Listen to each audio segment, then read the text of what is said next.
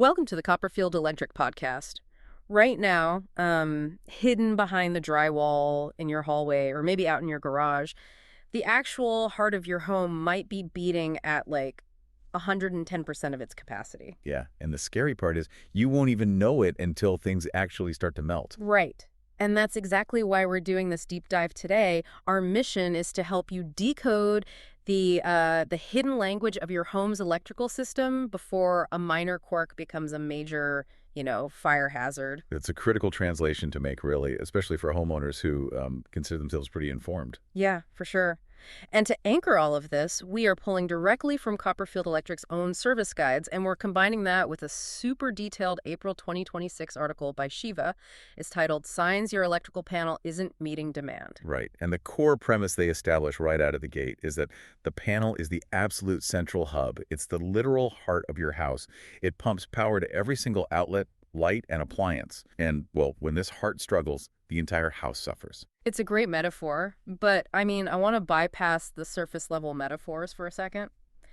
When we talk about a panel failing to meet demand, what is physically happening inside that gray metal box? Okay, so to understand the failure, we really have to look at the anatomy, specifically the bus bars. The bus bars, got it. Yeah, they're these thick, solid strips of conductive metal, usually copper or aluminum, and they run straight down the center of your panel. They carry the massive main current from the utility grid and push it out to all the individual circuit breakers. Okay, so they're like the main arteries. Exactly. So when the demand from your home outpaces what those bus bars or the main breaker were actually engineered to handle the power distribution, it just becomes totally chaotic. Chaotic how? Well, some circuits get overloaded, while others are basically starved for power.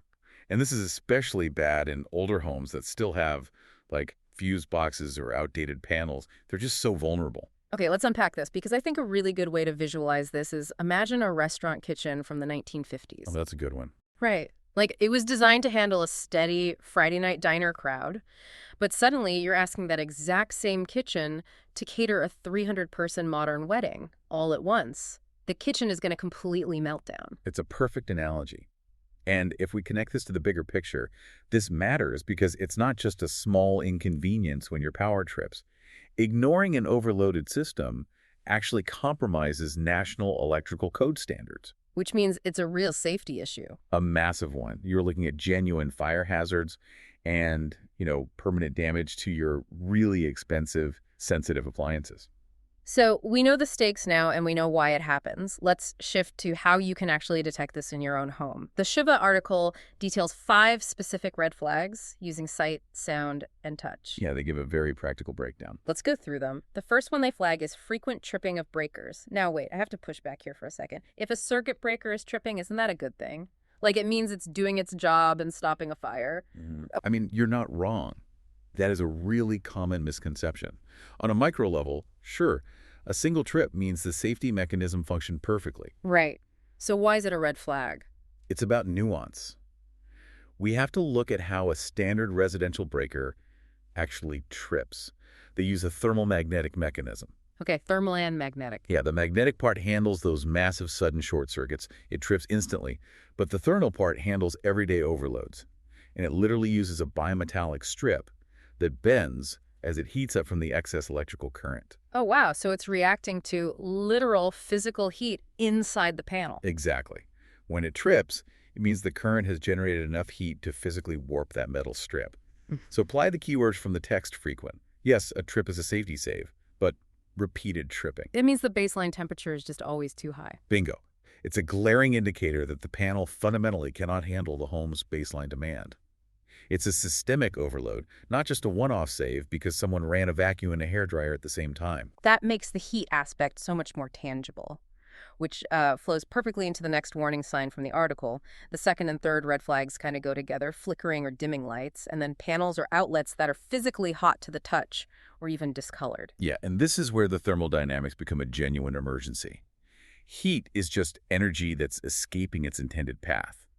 As a panel ages, the physical connections, like the screws holding the wires, they can get slightly loose from decades of heating up and cooling down. And when it's loose, it's harder for the electricity to get through. Right. You're forcing the same current through a smaller contact point. It causes resistance, which generates localized, intense heat. That heat degrades the insulation, causes that discoloration, and eventually starts a fire. So if you touch the metal casing of your panel and it feels warm, that's not just the summer heat in your garage. No, it is absolutely not. Yeah. You are feeling electrical resistance radiating outward. And if it deteriorates more, you get the fourth red flag, which is auditory. The buzzing sounds. The article mentions buzzing or strange noises. I think people assume electricity is silent. Why would it buzz? Well, alternating current reverses direction 60 times a second. In a healthy panel, that's silent. But if you have a loose connection, the electricity can actually start to microarc. It's literally jumping the tiny physical gap in the wire. So it's like a tiny continuous lightning storm in your panel. That's exactly what it is. You're hearing the electricity tear through the air, vibrating at 60 hertz. That is terrifying. Okay, and the fifth red flag is the inability to support new loads, adding things like, EV chargers or solar panels. Right, which brings us to the math of modern electricity.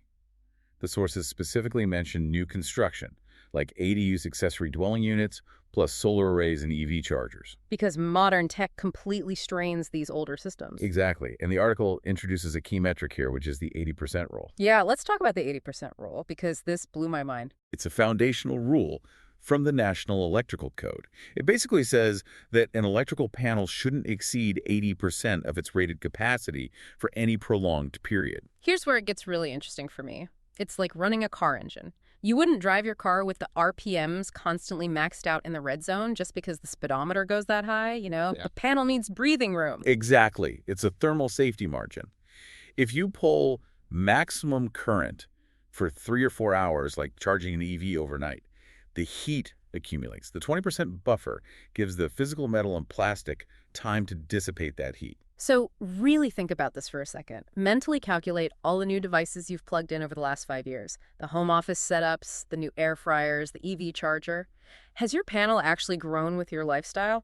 Probably not. And it gets even crazier with solar panels. Yeah. The FAQs in the text tease this thing called the 120% rule. Right. I wanted to ask you about this because this felt totally counterintuitive. If I put solar on my roof, I'm generating my own power, taking load off the grid. Shouldn't that help my panel? You would think so, right? But it's a physical paradox. Remember that bus bar we talked about? The metal strip down the middle. Right. So say your bus bar can safely handle 200 amps total. At the top, you have a 200 amp main breaker pulling from the grid. Okay, so it's maxed out. Right. Now you add solar, and you put a 40 amp solar breaker at the bottom of that same bus bar. You now have power entering from both ends. Oh, wow. Yeah. If your home demand spikes, you could pull 200 amps from the grid plus 40 from the solar, pushing 240 amps through a metal bar rated for 200. So the breakers won't trip because neither one is overloaded, but the metal bar in the middle just turns into a toaster element. Exactly. That's why the 120% rule exists. The main breaker plus the solar breaker can't exceed 120% of the bus bar's physical rating. You literally can't argue with the math. Which means trying to DIY this stuff is a terrible idea. It's incredibly dangerous. You're dealing with arc flashes and severe fire risks. Which naturally shifts the conversation to the solution. The sources make it very clear you need to call a professional. And they introduce Copperfield Electric. Yeah, Copperfield Electric, they operate under license hashtag 1094740. They're a family-owned solution specifically for Southern California. And they have a massive service area across Orange County, right? The Right. text lists Irvine, Costa Mesa, Anaheim, Santa Ana, Mission Viejo, Newport Beach, yeah. Tustin, Huntington Beach, Orange. Fullerton and Laguna Beach. It's a huge footprint. Right. And you've got such a mix of homes there. Brand new, built in Irvine, and then those older, historic homes in Orange that definitely have outdated panels. And that's why their specific credentials matter so much. They aren't just experienced. They are licensed, bonded, insured, and background checked. Which aren't just buzzwords. No, not at all. When you're dealing with fire hazards and National Electrical Code compliance, those are non-negotiable safety baselines. A license means they actually understand that complex 120% math. Being bonded and insured protects the homeowner from liability. There was a specific quote from the source that really stood out to me here. It called them honest electricians who will only diagnose a problem if it truly exists. That's a huge statement in the contracting world. It is, and it's so reassuring, because I think a lot of people are terrified of calling a contractor and getting upsold on some $10,000 upgrade they don't actually need. Knowing they focus on genuine diagnostics builds a lot of trust. Absolutely. And they also highlight their 24/7 emergency service. because, as the source notes, electrical emergencies don't always happen during business hours. Right. A panel doesn't wait for a Tuesday morning to start melting. Exactly. So what does this all mean? Let's recap. You need to listen to the sounds that buzzing arc. You need to look at the site's flickering lights and physically feel the temperature of your panel. You have to respect that 80% rule for continuous loads. And if you're in Orange County, rely on trusted pros like Copperfield Electric to handle the dangerous work. That pretty much covers the practical side. But, before we go, there was this final thought I was mulling over from the sources. Oh, I love a good final thought. What is it? Well, there's this really fascinating contrast in the text. On one hand, they talk about how popular LED lighting is now, bringing this significant amount of energy savings. Right, because LEDs use practically nothing. They're super efficient. Exactly.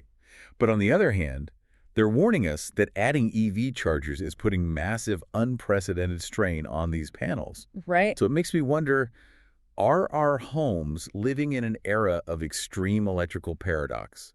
Like, our LED lights draw a tiny fraction of the power our grandparents used, but plugging in our cars draws more power than an entire 1950s house. Oh, wow. That is a crazy juxtaposition. Right. So is it possible that the hyper-efficiency of our modern lights is actually masking the fact that our outdated panels are secretly starving for capacity? We flip a light switch, we feel green and efficient, completely oblivious to the massive bottleneck in the garage. That is such a profound way to look at it. We feel like we're using less power, but structurally we're demanding more than ever. I love that. That's definitely something for everyone to mull over the next time they plug in their car. Thank you so much for joining us on this deep dive. Go check your panel safely, and we'll catch you next time.